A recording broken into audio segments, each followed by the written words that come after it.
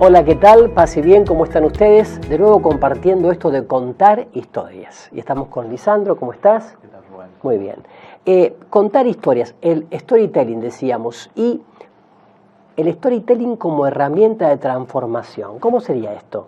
Bueno, es muy interesante, Rubén, porque básicamente el contar historias, el storytelling, lo concibo como una manera de potenciar la comunicación, como un módulo. Básicamente tengo una pequeña frase que es: lo que tengas para decir, ¿de qué manera puede ser narrativo? Ahí está. Y eso es un poco la cuestión de cómo trabajamos las imágenes, cómo trabajamos las palabras para que haya una alta recordación, para que eso se pueda multiplicar en el boca a boca. Qué importante esto que decís, perdón, sí, que claro, te interrumpa, bienvenido. Para la catequesis. Qué importante para la predicación. Qué importante también para la docencia, ¿no? En general. Pero vuelvo a insistir, catequesis y predicación, evangelización, qué importante es esto, porque no solamente está el qué voy a contar, sino el cómo lo voy a contar. Y no solamente el cómo en la voz, sino en toda la expresión gráfica. Y no tanto buscando métodos súper sofisticados, sino usando a mi persona como método, ¿verdad? Tal cual, Rubén. ¿Y entonces? Y en cierta manera, para poder trabajar esos cómos, empezar también a leer cuál es nuestro público, si son niños de 8 años, si son adultos, si es hablarle a los padres, si es escribirle en un WhatsApp o establecer un encuentro para presentar a Jesús. A partir de los desafíos que aparecen ahí, hay algunas contraseñas, hay algunas claves que a partir de estudios y a partir también del sentido común muy fuertemente, porque contar historias tiene que ver con una cuestión ancestral. Sí. Aparecen 3 grandes motivos por el que escuchamos, por el que dilatamos las pupilas y prestamos atención cuando nos están contando algo. El primero de los motivos, o uno de las primeras claves, tiene que ver cuando nos cuentan historias donde la información nos va a ayudar a sobrevivir.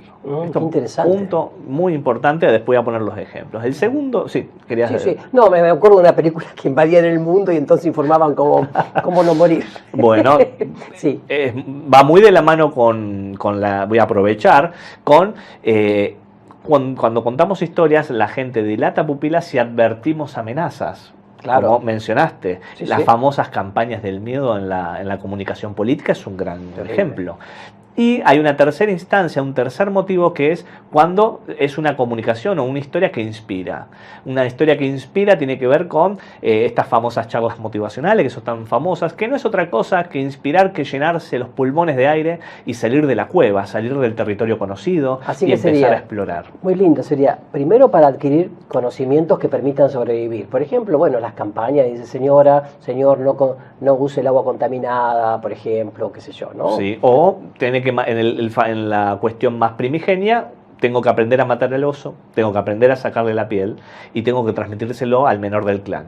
Tengo que generar una transferencia de conocimiento que afecta a la supervivencia. Claro, que eso en nuestra cultura agrícola, en Argentina, ¿no? Nuestros abuelos, inmigrantes que han venido a trabajar la pampa húmeda, eso lo han transmitido de generación en generación, los secretos de trabajar la tierra, ¿no?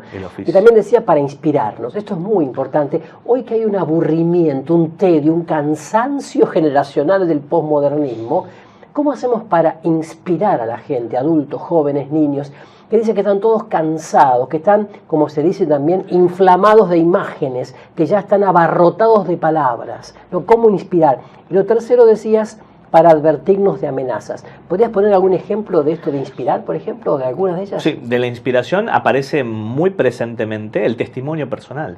Claro. Ahí es donde contar la historia que solo uno puede contar, se convierte muy inspirador y es la famosa palabra de moda, la famosa empatía, esta cuestión de poder establecer un vínculo de paridad, empatar con los sentimientos del otro. La inspiración mucho tiene que ver con ese aspiracional. En clave cristiana le decimos testimonio.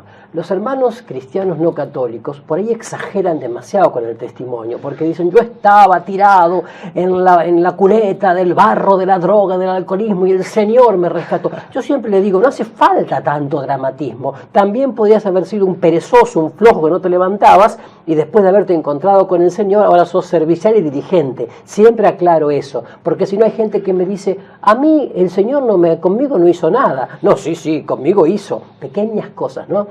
Inspirador puede ser que alguien que era un perezoso, un flojo, ahora es un dirigente y servicial, ¿verdad? Fantástico. Pero es el testimonio auténtico, el testimonio, sí, eso es muy importante. Y después, entonces, teníamos advertirnos de amenazas. Así es. Si votas a tal candidato, sucede B.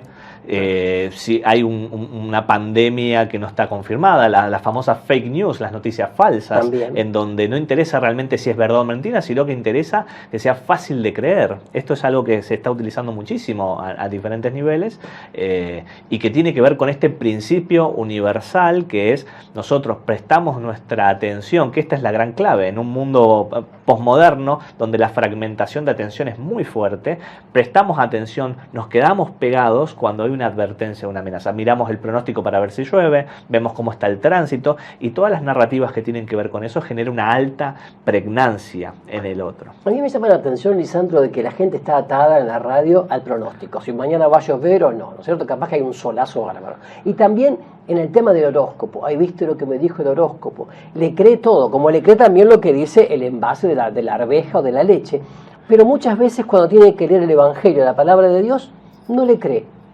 No le cree al Señor. Es llamativo.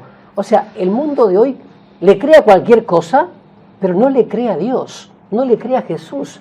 O sea, descree de la verdad, del camino de la vida. Es todo un tema ¿no? ¿Será que a lo mejor no hemos sabido contar la historia? ¿O contar o transmitir a Jesús?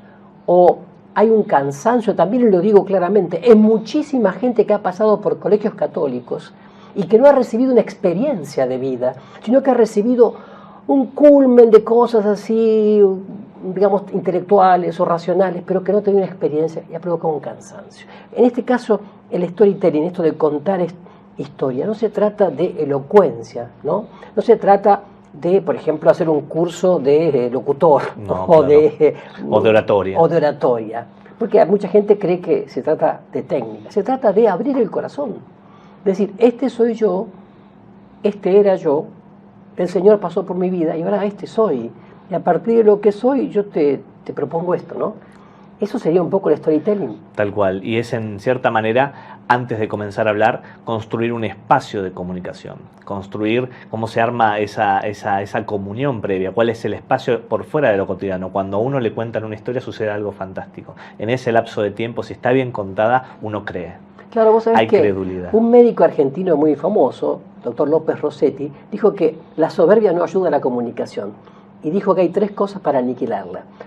Un microscopio para ver el mundo y ver que somos tan pequeños, un reloj para ver que no puedo tener el tiempo, ni mi tiempo, porque voy a morir también, y también una bacteria, porque aunque la apriete mucho, no la voy a matar, sino que se va a introducir en mi cuerpo y ella sí me va a matar. En el fondo digo, este espacio de comunicación empieza por la humildad también, ¿no? Por darnos cuenta que somos muy pequeños y necesitamos unos de otros, porque si no, no hay auténtica comunicación. La comunicación parte de esta idea fundamental de que me debo complementar con el otro, ¿no? Yo más el tú para formar el nosotros. Me parece muy importante, ¿no? En esto de el storytelling como herramienta de transformación. ¿Qué queremos decir finalmente con la palabra transformar? Porque viste que se habla mucho de fulano fue a la catequesis a formarse, o fulano va a la escuela a formar. A mí esa palabra me provoca alergia, la palabra formar me provoca alergia. ¿Qué sería transformar? Poder realizar una conversión. Yo creo que está en esta acepción de realmente poder ponerse al servicio. Hay una cuestión de servicio, de ponerse a voluntad. El contar historias no tiene que ver con declamar ni llenarse el bolsillo de certezas, sino de establecer una reflexión, un desplegarse, no claro. Un doblarse hacia adentro. Y sacar lo mejor de uno mismo en ese edúchere. No tanto ser formado por el otro, sino al contrario. Sacar lo mejor es educar, ¿no? Para transformar lo mejor de mí en algo positivo para comunicar a los demás. Y que sea un proceso de vida. Claro. Y que sean personajes de vida y no, me atrevo a pensar y a decir, un Jesús muerto. Claro. Donde está el personaje vivo, latiendo. La historia es un poco asegurar que siempre esté ese latido fuerte, identificable e inspirador. Transformar vida, entonces, comunicando vida en abundancia. Gracias, Lisandro, y a ustedes también, paz y bien.